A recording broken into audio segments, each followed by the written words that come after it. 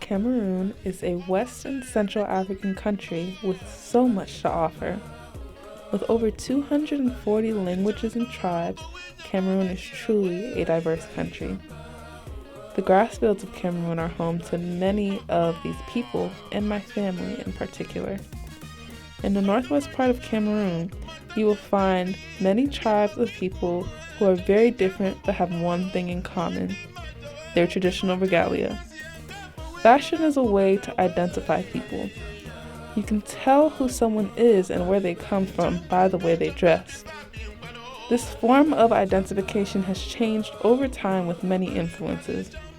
It is my goal to see what was held on to throughout that change.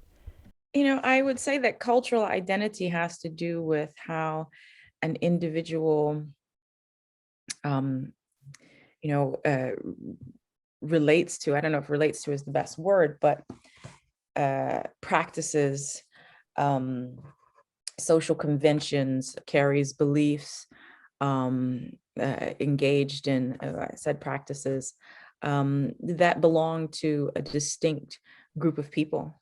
And like to put a hand on where it started, it's one can only point to the start of man because we've always been progressive beings, always learning new things, adapting and changing. So I think whether it is our dressing, our culture, it has always evolved with the acquisition of new knowledge and new ways of living. But in the context of, I think this subject, I would say in the pre-colonial times, Cameroon, as you know, has quite an interesting colonial background.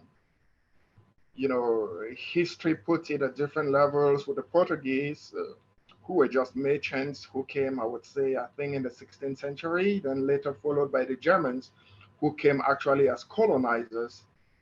And after the fall of the Germans, the French and the English took over. So you can put that evolution on that scale, beginning with the Germans. Well, I won't really know the exact date of the evolution of fashion, but if I can stretch my mind way back to the pre-colonial era, before the Arabs and the Europeans visited the continent of Africa, Africans were just natural human beings, dressing with local fabric, meaning they made their fabric like the one that I wear more often than not in our traditional ceremonies. It's a local fabric. They created it. But when the Arabs and the Europeans came to the continent, they moved around. And so they introduced new fabric. So that's where there's a melange, where there's a multiplicity of different kinds of fashion, both men and women, and to an extent, children. In fact, most people are even looking at outside nowadays. The colonial experience also came a new wave of thought, religion. And remember, like colonialism in Africa is traced back to the coming of the missionaries and all whatnot. So they all worked side by side and almost arrived at the same time, you know. So with that too came a huge influence that changed the way our people perceived culture and dressing. And as historians and other people of great thought have argued, it did a lot of damage in terms of demonizing the African way or the Cameroon back to where we are talking about Cameroon, the Cameroonian, school of thought or what they have perceived as proper dressing, because for lack of understanding of why the people behave the way they behave, what they believe, and why they dress themselves up the way they did. The only way to clean that up and usher in their own acceptable standards was to demonize the existing standard. Birth ceremonies are also called born house, and it is a celebration of a newborn baby. It's usually carried out by women, organized by the family or friends of the mother. They cook food and bring a lot of palm oil and salt and drinks for all of them to celebrate. Some women come ahead of time to start cooking so that when everyone comes, all of the food will be ready. When the food is ready, there's a leader that comes and gives an introduction and explains why they are all there, and a prayer is said. Then people present their gifts for the baby. People bring gifts that the baby and the family will need to take care of the baby. If it is a group from the village, they'll come with raw foods to cook for the guests. And if it's some group from the city, they will bring gifts like money, which is just called envelope, or anything else they can afford. After the intro is given, there are festivities, and people will bring advice and they dance. Birth ceremonies generally in our culture and tradition are one of those ceremonies where people come out flashy. And given our cultural dressings, most people dress flashy. With the Bali, people dressed with what is called a togo, the men, and women also wore flashy clothes and things like that. Yes, I want to first of all welcome you to Valley Fashion and Crafts workshop. When you talk about the different designs of the atogo, or the different designs of the traditional outfits, especially in Cameroon, there are some designs that are reserved for the kings and the queens, and there are some designs that are reserved for traditional ceremonies. There are some designs that are reserved for the Kwefo, the sacred societies in the villages, and you can name, just to name a few. Yeah. Of those dresses that have specific meanings with specific rituals. And I think for naming ceremony, for example, and marriage ceremonies, the way the bride and the bridegroom were dressed had some meaning, had some cultural meanings. This design is called the tiger teeth. The tiger teeth are mainly we do them for the kings and the queens. And this design that is going around like a rope, we call it snake.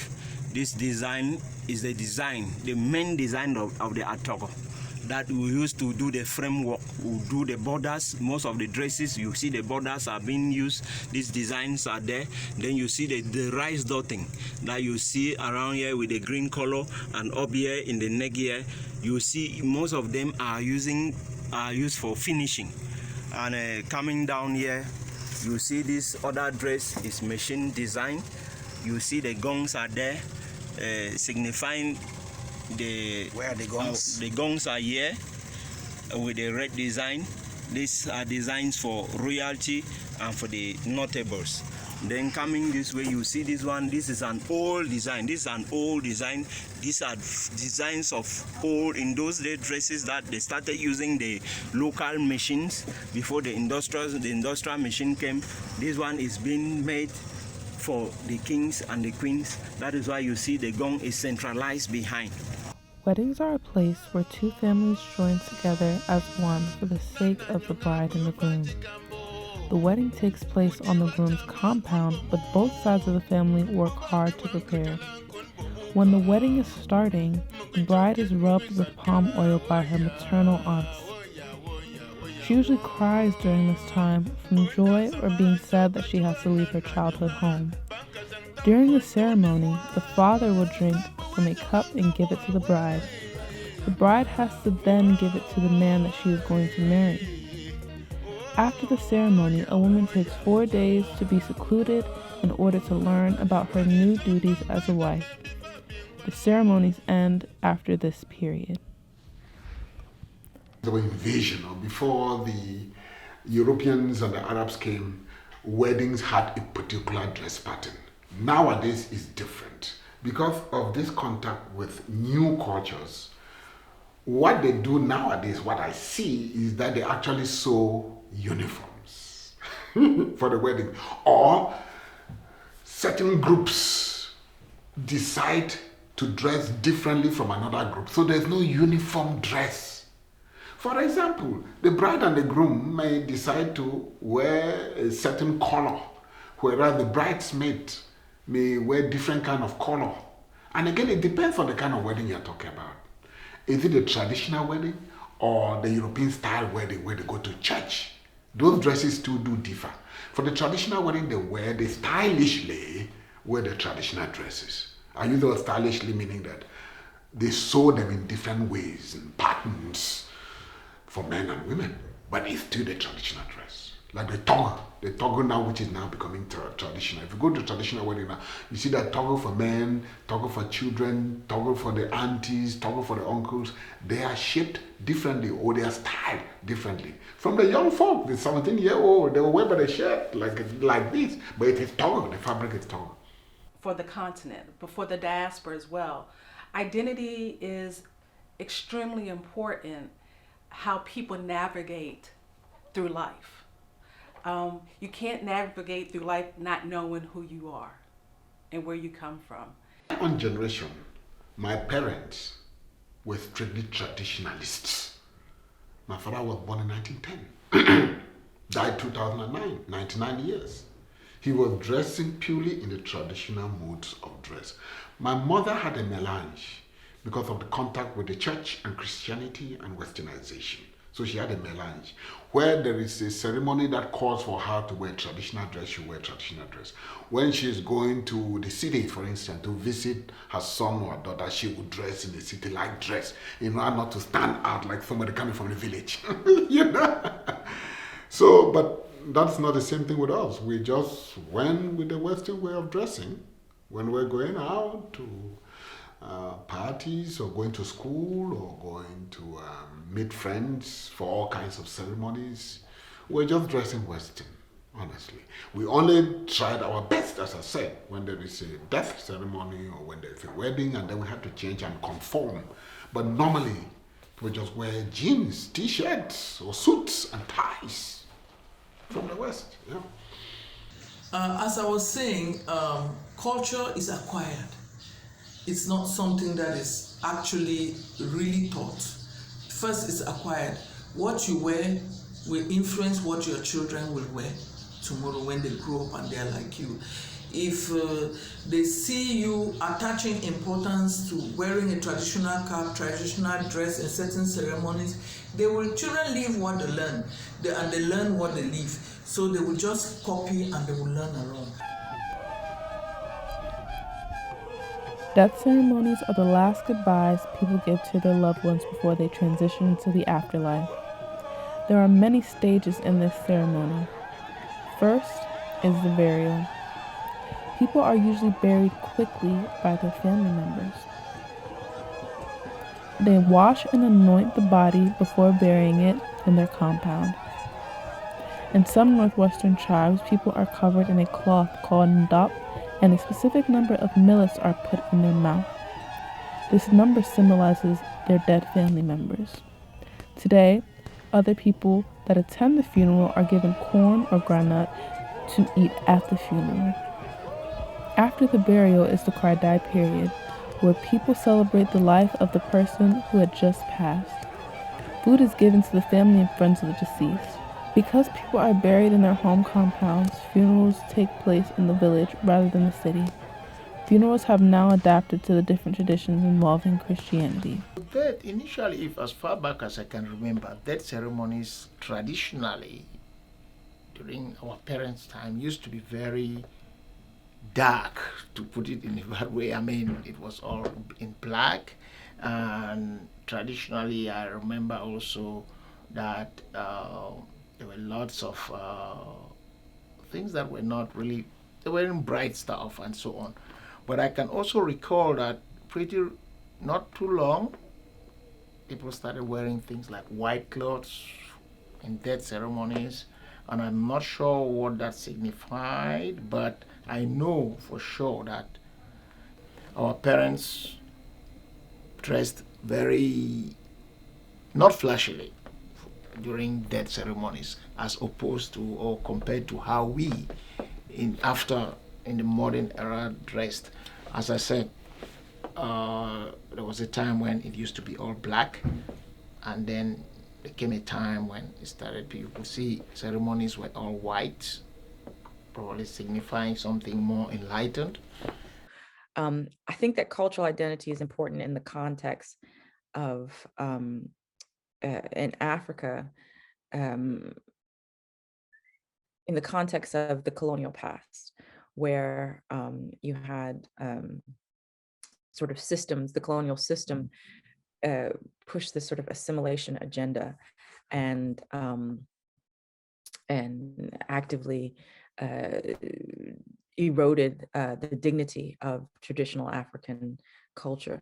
So I think that affirming indigenous cultures in Africa by Africans is important to reconnect oneself with the the sort of center of their universe being in the environment. Because the cultural attitudes have shifted a lot because of the contact with Western educational system and the new media, television and social media. At our time, there was no social media, but there was television. So we're watching what people were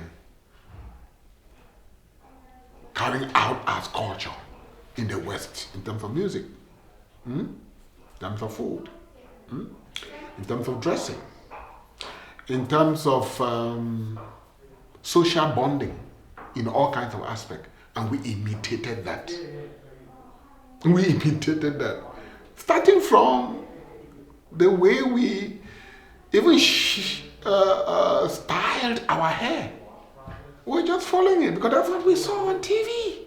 It was cool. In fact, most of us had pictures of the Michael Jackson on our walls when we were growing up. Because we're all looking up to Europe and America. That's the cultural shift. And that is why when talking about African culture nowadays, it's very difficult to pinpoint African culture. When you go to all the cities in Africa, if you don't visit the rural part of the village, you will not see the real African culture from all this discussion that we are having.